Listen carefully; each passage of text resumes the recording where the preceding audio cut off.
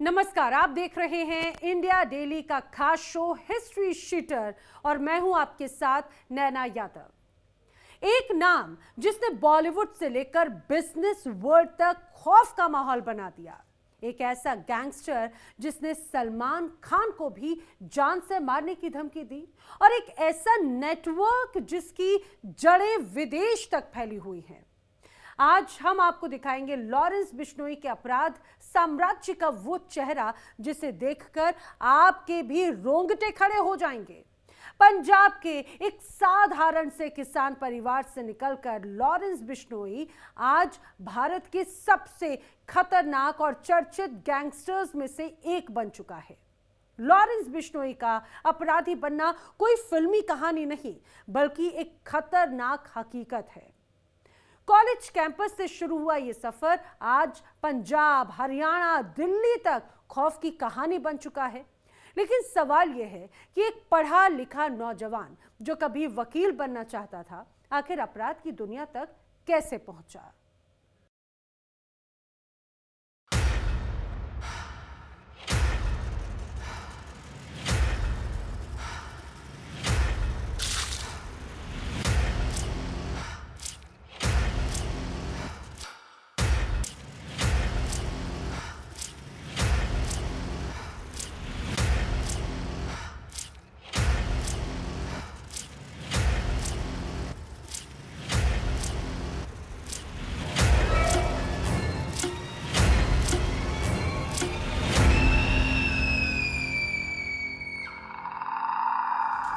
Lawrence Bishnoi ने college के दिनों में राजनीति का सपना देखा था। उसने सोचा था एक बार पॉलिटिक्स में जाकर नेता बन जाऊंगा, लेकिन देखते ही देखते सबसे कुख्यात गैंगस्टर्स में उसका नाम आ गया।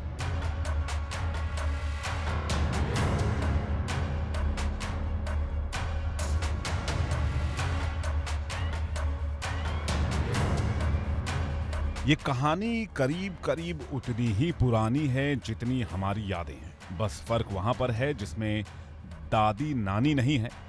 इस जगह हमारे आज के वो पात्र आ गए हैं, वो गैंगस्टर्स आ गए हैं, पुलिस आ गई है, डर का एक माहौल आ गया है, खूनी रंजिशें आ गई हैं और वो पूरा नेटवर्क जिसने कई लोगों की नींद उड़ा दी है।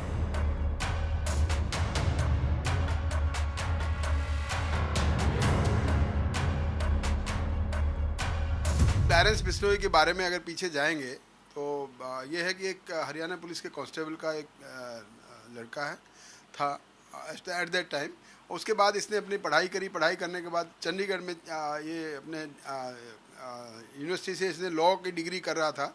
उन दिनों शायद किसी लड़की से इसका अफेक्ट हो गया था और उसके वजह से किसी दूसरे रेबल ग्रुप के साथ इनका झगड़ा हुआ। शुरुआत यही पता लगा था कि पहले इस मामले को लेकर कॉलेज की इलेक्शन की भी तैयारी कर रहा था और उसके बाद ये इस मामले में आकर उनका झगड़ा हुआ और ये इसके खिलाफ 307 का केस भी दर्ज हुआ था। उसके बाद ये जेल में रहा। जेल में रहने के बाद में फिर इसके वो पढ़ाई वढ़ाई सब छूट गई, ऐसा पता लग रहा है। और उसके बाद ये क्रिमिनल वर्ल्ड की दुनिया में जाने के लिए इसने अपना मन बना लिया और क्रिमिनल वर्ल्ड की दुनिया में जाने के बाद आज की डेट में आपने सही कहा, पूरे इंडिया में नहीं है इसका नाम, बल्कि मैं इंटरनेशनल लेवल पे भी लॉरेंस बिश्नोई का नाम अच्छे तरीके से लोग जानते हैं। जो कि मीडिया देखते हैं या अखबार पढ़ते हैं या टीवी देखते हैं, उन सबको मालूम है कि लॉरेंस बिश्नोई क्या है और इसका क्या रुतबा है।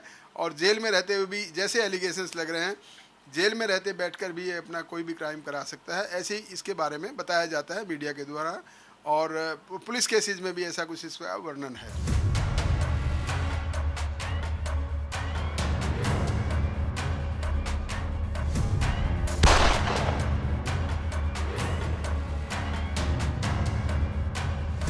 लॉरेंस बिश्नोई का जन्म 12 फरवरी 1993 में पंजाब के फिरोजपुर जिले के एक गांव में हुआ था। एक साधारण किसान परिवार से ताल्लुक रखने वाला लॉरेंस पढ़ाई में अच्छा था। शुरू में उसका सपना प्रशासनिक अधिकारी या वकील बनने का था।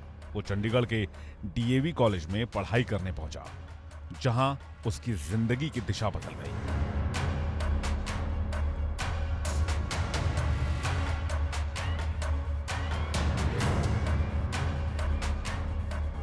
12 फरवरी 1993 को लॉरेंस बिश्नोई का जन्म पंजाब के फाजिल्का के पंजाब पुलिस के कर्मचारी के घर हुआ था। लॉरेंस के पिता उसे आईएएस अफसर बनाना चाहते थे, लेकिन 12वीं की पढ़ाई के बाद लॉरेंस ने चंडीगढ़ के डीएवी कॉलेज में दाखिला ले लिया, जहां उसकी मुलाकात विक्की मिड्डूखेड़ा से हुई। विक्की मिड्डूखेड़ा उस वक्त डीएवी कॉलेज में सोपू छात्र संघ का अध्यक्ष था। विक्की मिड्डूखेड़ा से दोस्ती के चलते ही लॉरेंस बिश्नोई ने सोपू पार्टी के टिकट पर छात्र संघ का चुनाव लड़ा, लेकिन वो चुनाव हार गया। बस यही वो टर्निंग पॉइंट था जिसने लॉरेंस बिश्नोई के कदम क्राइम की दुनिया की तरफ बढ़ा दिए। हालांकि पुलिस रिकॉर्ड की अगर बात की जाए तो पुलिस रिकॉर्ड में लॉरेंस बिश्नोई का असली नाम बलकरण बराड़ है।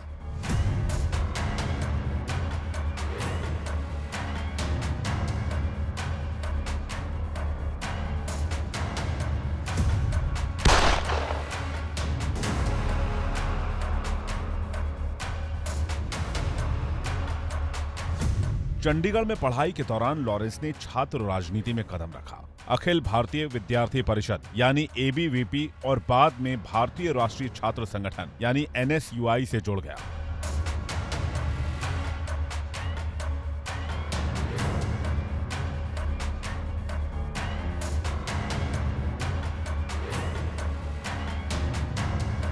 छात्र राजनीति में प्रभुत्व जमाने की होड़ ने उसे अपराध की दुनिया की तरफ धकेल दिया। देखते ही देखते वो गिरोहबाजी में उतर गया। चुनावी राजनीति के दौरान उसका टकराव विरोधी गुटों से हुआ, जिससे वो हिंसक झड़पों में शामिल होने लगा। इसी दौरान उसका संपर्क पंजाब हरियाणा की अंडरवर्ल्ड गतिविधियों से हुआ। खुद को दबंग साबित करने के चक्कर में लॉरेंस ने कॉलेज के बाहर भी अपने प्रभाव का विस्तार करना शुरू कर दिया।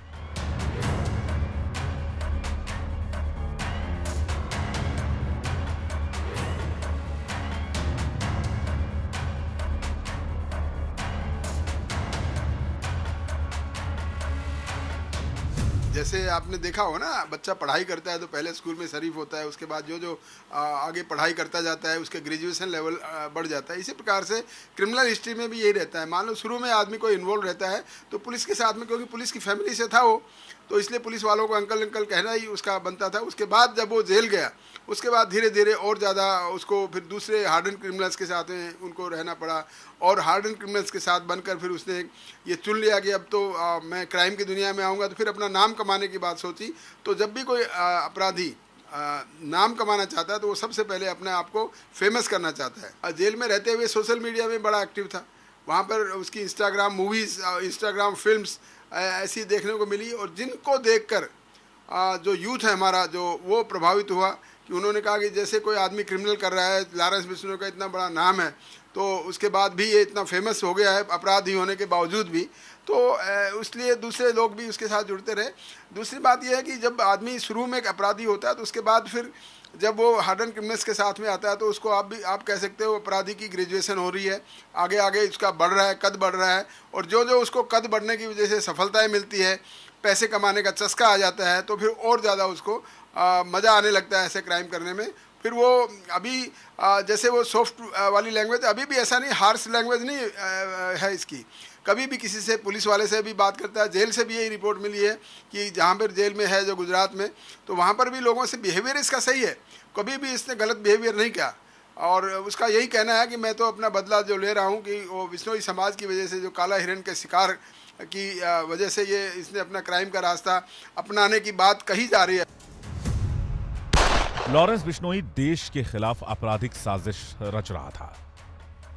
आतंक के लिए फंडिंग और युवाओं की भर्ती की साजिश थी। रसूखदार लोगों को मारने की साजिश रची जा रही थी। दिल्ली समेत देश में दहशत फैलाने की साजिश थी। लोगों के दिमाग में दहशत का जहर घोलने की साजिश थी।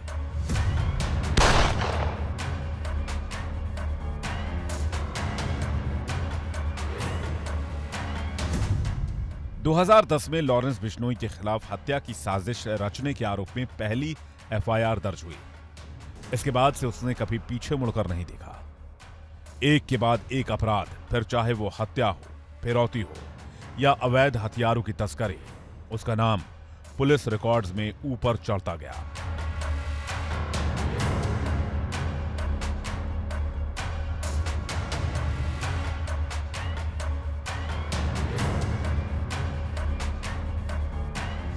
जिस आदमी को इन्होंने अपना बड़ा भाई माना है और उस बड़े भाई की हत्या किसी ने कर दी हो तो वास्तव में रोष होता है उसके। और वो अपराधी किस्म का जो था, पंजाब यूनिवर्सिटी में जो पढ़ रहा था, तो उसके बाद जिस ऐसे उसका उसका खेड़ा का मर्डर हो गया, उसके बाद उसको दुख हुआ।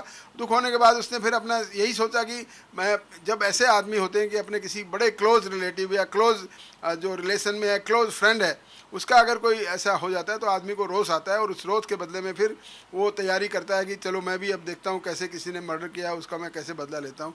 और वहीं से वो क्राइम की दुनिया में उसने शायद कदम रखा। बाकी डिटेल तो और भी ज़्यादा पंजाब पुलिस और हरियाणा पुलिस के पास हैं, लेकिन मोटा मोटा जो अभी पता लगा वो यही वजह रही है कि वो उसके बाद उसने क्राइम की दुनिया में एंटर करने के बाद में पीछे मुड़ के नहीं देखा।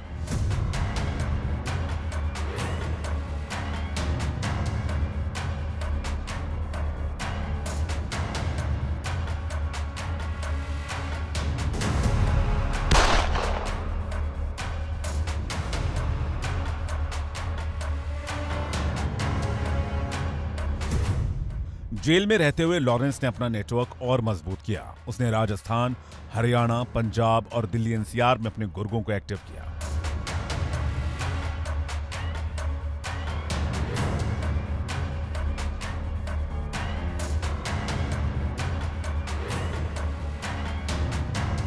काला जठेड़ी, गोल्डी बराड़, संपत नेहरा जैसे शूटर और साथी उसके गिरोह में शामिल हो गए। फोन कॉल, सोशल मीडिया और जेल से ऑपरेट होने वाले नेटवर्क की मदद से लॉरेंस बिश्नोई का गैंग एक संगठित क्राइम सिंडिकेट बन गया।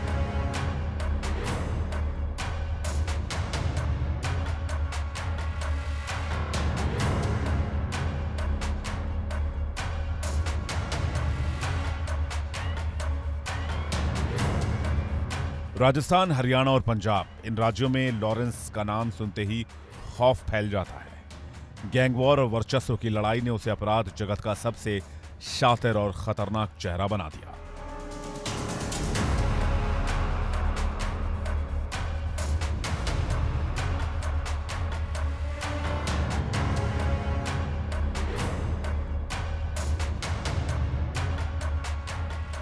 यस, ऐसा भी सुनने में आया है कि गोल्डी बराड़ का जो मिस्टर गुलमार बरार, उसका जो मर्डर हुआ और उसके बाद मिस्टर खेड़ा का जो मर्डर हुआ, उसकी वजह से जब क्राइम की दुनिया में आगे बढ़ने लगा ये, तो शायद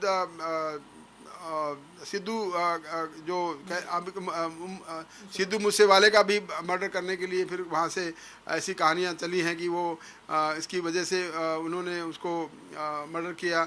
और उसके बाद जो भी परत जो खुलासे हुए जो पंजाब पुलिस के उस केस की इन्वेस्टिगेशन के बाद, उससे ऐसा ही लगता है कि वो जो इसके दोस्त थे जो कॉलेज में पढ़ रहा था, जो उसके साथ में दोस्ती बन गई थी, उसके साथ में होने की वजह से फिर वो और ज़्यादा उसकी क्लोजनेस आ गई।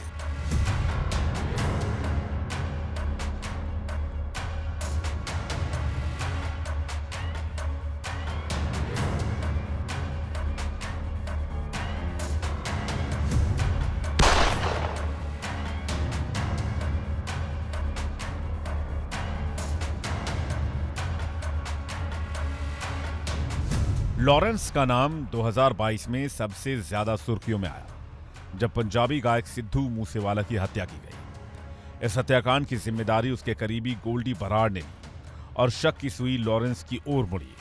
हालांकि लॉरेंस ने सीधे तौर पर जिम्मेदारी नहीं ली, लेकिन उसकी भूमिका की जांच कई एजेंसियां कर रही हैं।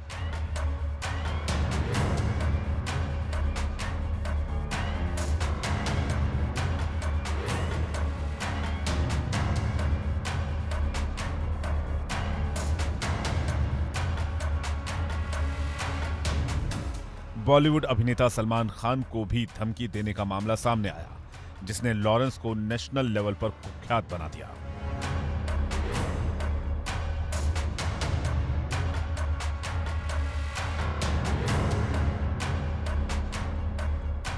कॉलेज के दिनों में ही विक्की मिड्डू खेड़ा ने लॉरेंस बिश्नोई को डीएवी कॉलेज में सोपू पार्टी का अध्यक्ष बना दिया था, जिसके कुछ समय बाद विक्की मिड्डू खेड़ा की कई गोलियां मारकर हत्या करवा दी गई।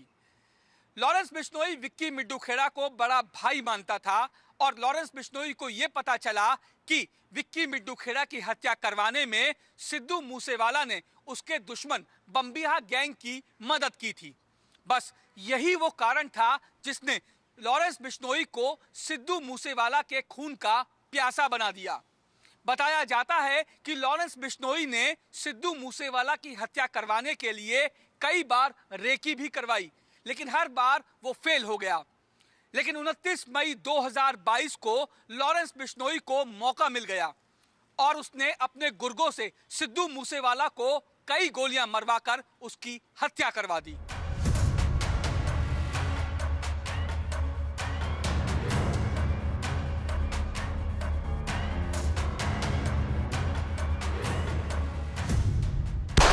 लॉरेंस बिश्नोई की क्राइम कुंडली। लॉरेंस बिश्नोई अपना गैंग कैसे ऑपरेट करता है? लॉरेंस कौन कौन से हथियार का इस्तेमाल करता है? लॉरेंस के पास अपराध के लिए पैसे कहां से आते हैं? लॉरेंस मर्डर की कॉन्स्पिरेसी कैसे रचता है? लॉरेंस के गुर्गे उगाही का काम कैसे करते हैं? विदेशों में कैसे लॉरेंस ने अपनी गैंग की चेन बनाई? लॉरेंस के गुनाह में बड़े बड़े साझेदार कौन हैं? लॉरेंस गुनाह के लिए किन लोगों को टारगेट करता है? नेटवर्क तो जैसा मैंने बताया कि जब इसने अपने आप को बड़ी चकाचौंध वाली ज़िंदगी दिखाई लोगों को और वो सोशल मीडिया में आया, इंस्टाग्राम में दिखाता है, तो वो फिर उसके बारे में जितने जो टारगेटेड किलिंग इन्होंने की हैं, जो चुन चुन कर लोगों को जिनको थ्रेट देते हैं फिर उसके बाद अटैक करवा देते हैं उन पर, चाहे वो मरे या चाहे वैसे गोली चला दें, उससे फेमस हो गया।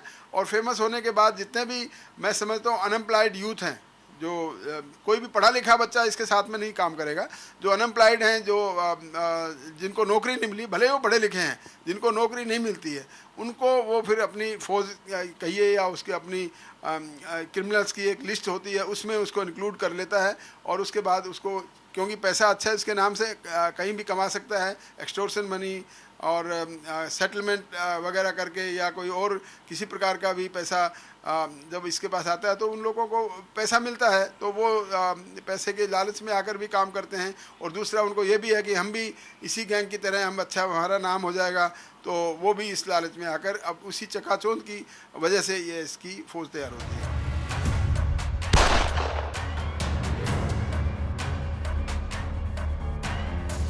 आज लॉरेंस बिश्नोई कई राज्यों की पुलिस कस्टडी और एनआईए की जांच के दायरे में है।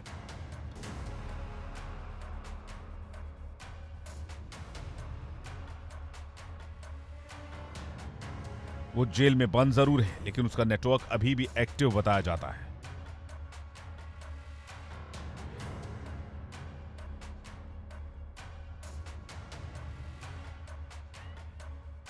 पुलिस ने उस पर कई गैंगस्टर एक्ट और यूएपीए जैसी कई धाराएं लगाई हैं, लेकिन उसके गैंग का खौफ अभी भी बना हुआ है।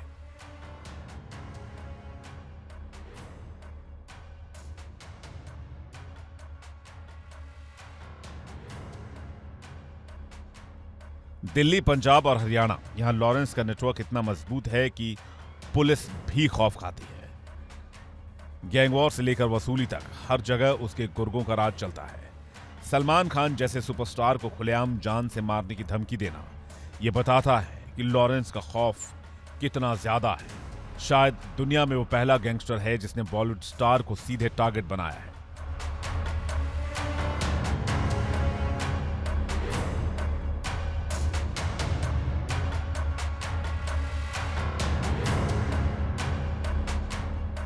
जो गैंग राइवलरी की वजह से बहुत से गैंग अगर बाहर हैं तो उनको मारना इजी रहता है। कोई भी आदमी, इनके भी तो राइवल है, ऐसा तो है नहीं कि ये एक छत्र राज है, इनके भी तो अपने राइवल है ना। ये किसी की दुश्मनी कर रहे हैं तो कोई और दुश्मनी इनके साथ में लगे हुए हैं, तो ये इनको ऐसा लग रहा है कि जेल में रहना ज़्यादा सुरक्षित है, काम इनका चल रहा है, तो जेल से बाहर क्यों आए, क्यों अपनी बेल कराने की कोशिश करें। क्योंकि इनको मालूम है कि तुम्हारे खिलाफ बहुत से लोग हैं जो बाहर निकलते ही कोई न कोई किसी न किसी तरीके से एक शेर को सवा शेर भी मिलता है। ऐसा भी नहीं है कि कोई भी आदमी इसको टच नहीं कर सकता, लेकिन इसी वजह से कि हो सकता है कि इनको जान का खतरा हो और इसलिए वो जेल से नहीं आना चाह रहे। काम इनके चल रहे हैं तो ठीक है, फिर चलेंगे। और ये भी देखा होगा आपने कि जो जो जो क्रिमिनल्स होते हैं उनकी बहुत ज़्यादा लंबी उम्र नहीं होती। आप मैक्सिमम क्रिमिनल्स आप देखेंगे 40 साल से नीचे नहीं निपट जाते हैं, चाहे वो आपस में निपटें या पुलिस एनकाउंटर से हो या कुछ भी हो। आपस में गैंग राइवलरी आपने पूरी दिल्ली की देखी होगी, आपका दिल्ली का वेस्टर्न एरिया और हरियाणा के सोनीपत से लगते हुए कितने बदमाश आए, सब निपट गए।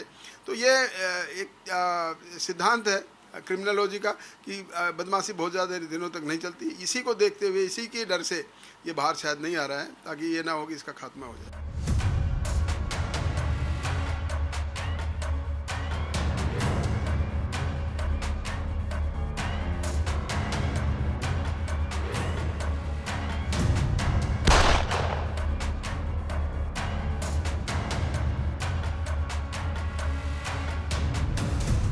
साल 1998 जोधपुर का काला हिरण शिकार मामला तो आपको याद ही होगा। सलमान खान पर बिश्नोई समाज के धार्मिक प्रतीक काले हिरण को मारने का आरोप लगा था और यहीं से सलमान खान और बिश्नोई समाज के बीच दुश्मनी शुरू हुई, जिसके चलते लॉरेंस बिश्नोई ने सलमान खान को जान से मारने की धमकी दी। उसका कहना था कि सलमान खान उसके समाज की आस्था के खिलाफ गए हैं। सलमान खान को धमकी भरे फोन आने लगे और पुलिस ने सलमान खान की घर की सुरक्षा बढ़ाई, लेकिन लॉरेंस के इस खुले ऐलान ने उसके नाम को बॉलीवुड की सुर्खियों तक पहुंचा दिया।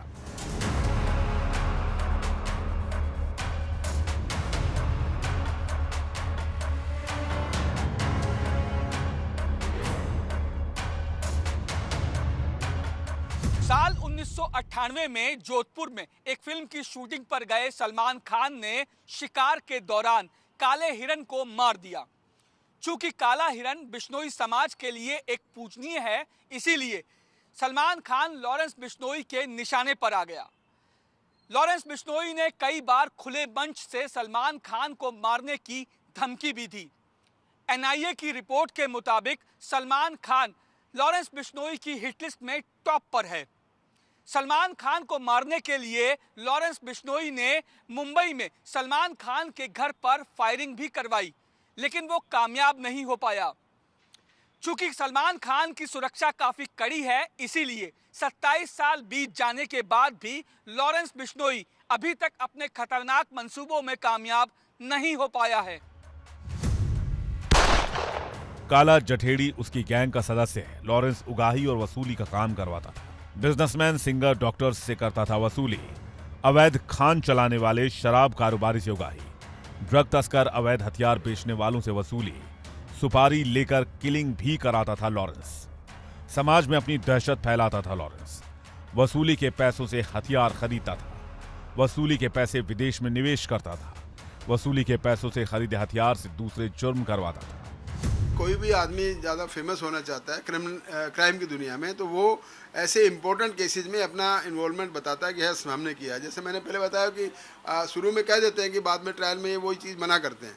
तो ये इनका पर्पज़ ये होता है कि जितने इंपॉर्टेंट केस में हमारा नाम होगा उतना ही इनका नाम चमकेगा, और ये नाम चमकाने की ही एक इनकी होड़ होती है हर क्रिमिनल की कि मेरा नाम ऊंचा हो, मेरा नाम ऊंचा हो, ताकि उसके नाम से कोई भी अगर फिरौती मांगे, एक्सटोर्शन मांगे, सेटलमेंट कराएं कि कोई की डिस्प्यूटेड प्रॉपर्टीज़ का। क्योंकि हमारे इंडिया में केसेस जो है, मान लो सिविल केसेस है, करोड़ों अरबों रुपए के स्टेक पे होते हैं, उनका हमारे सिविल केसेस में बहुत टाइम लग जाता है। तो ऐसे लोगों को इस्तेमाल करते हैं जो पार्टीज़ है, तो वो जल्दी उसका निपटारा करवा देते हैं, तो उसमें पैसा उनको अच्छा मिलता है। ऐसे कई चीज़ें हैं, कई साधन हैं जो पैसा इनको कमाने के होते हैं, और वो यही पर्पज़ है कि किस प्रकार से अपना इम्पोर्टेंस अपनी दिखाएं सबके आगे। इसे सुपरमेसी जिसे कहते हैं वो अपना बनाएं, ताकि उनको उसका नाम छा जाए और फिर उसके बाद वो इस प्रकार से इस काम में लगे रहे। जेल के अंदर बैठकर भी लॉरेंस बिश्नोई गैंग ऑपरेट करता रहा। व्हाट्सएप कॉल और सोशल मीडिया के जरिए उसने विदेशों में बैठे गुर्गों से संपर्क बनाए रखा। कनाडा के कुख्यात गैंगस्टर गोल्डी बराड़ से उसका गहरा रिश्ता रहा, और इसी रिश्ते का नतीजा था कि पंजाब के मशहूर सिंगर सिद्धू मूसेवाला की हत्या कर दी गई।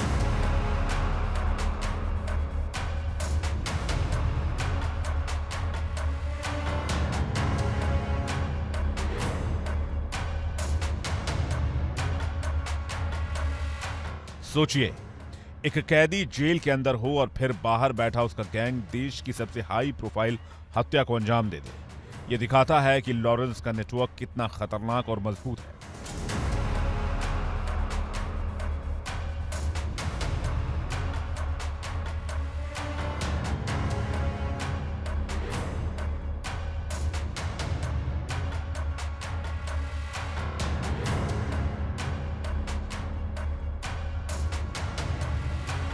गैंगस्टर और राजनीति का रिश्ता पुराना है। लॉरेंस के भी कई नेताओं से संबंध बताए जाते हैं।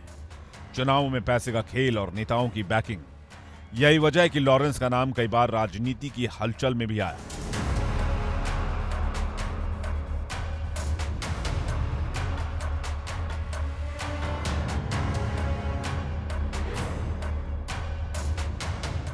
अपराध और राजनीति का गठजोड़ हमेशा से गहरा रहा है। लॉरेंस के तार भी इस पावर गेम से जुड़े हैं और यही कारण है कि उसके खिलाफ कार्रवाई अक्सर धीमी पड़ जाती है।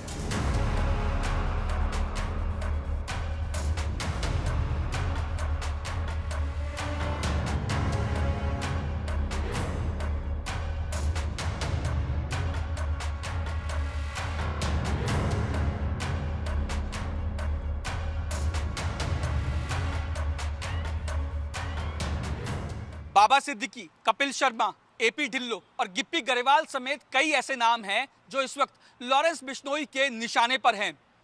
इसमें से बाबा सिद्दीकी की हत्या लॉरेंस बिश्नोई पहले ही करवा चुका है, जबकि कपिल शर्मा, एपी ढिल्लो और गिप्पी गरेवाल के विदेशों में मौजूद रेस्टोरों और घरों पर कई बार फायरिंग भी करवा चुका है। ये कहना गलत नहीं होगा कि लॉरेंस बिश्नोई हर उस शख्स को टारगेट कर रहा है जो सलमान खान के बेहद करीबी है। कई बार गिरफ्तारियां हुई, कई बार पुलिस रिमांड पर लिया गया, लेकिन लॉरेंस का गैंग हर बार और भी ज्यादा स्ट्रांग और भी ज्यादा मजबूत होकर सामने आया। पुलिस का दावा है कि वो लॉरेंस गैंग को तोड़ रही है, लेकिन हकीकत यह है कि जेल से भी उसी के ही आदेश चलते हैं। पुलिस गिरफ्तार करती है, जेल में डालती है, लेकिन लॉरेंस बिश्नोई का नेटवर्क उतना ही ज्यादा ताकतवर बना रहता है। सवाल यही है कि क्या सिस्टम ऐसे गैंगस्टर्स के सामने कमजोर साबित हो रहा है? आज लॉरेंस बिश्नोई जेल के अंदर है, लेकिन उसका खौफ जेल की दीवारों से कहीं बाहर तक फैला हुआ है। लॉरेंस कहता है कि वो गैंगस्टर नहीं बल्कि वो समाज सेवी है, लेकिन उसके पीछे छिपी हकीकत है खून, गैंगवार और आतंक। लॉरेंस बिश्नोई का नाम अपराध की दुनिया का पर्याय बन चुका है। अब सवाल यह है कि क्या पुलिस और सिस्टम इतने ताकतवर हैं कि इस खौफ का अंत कर सकें, या फिर आने वाले वक्त में भी लॉरेंस बिश्नोई अपराध जगत का सबसे बड़ा नाम रहेगा। इसी के साथ हिस्ट्री शीटर में आज के लिए फिलहाल इतना ही, लेकिन खबरें आगे भी जारी हैं।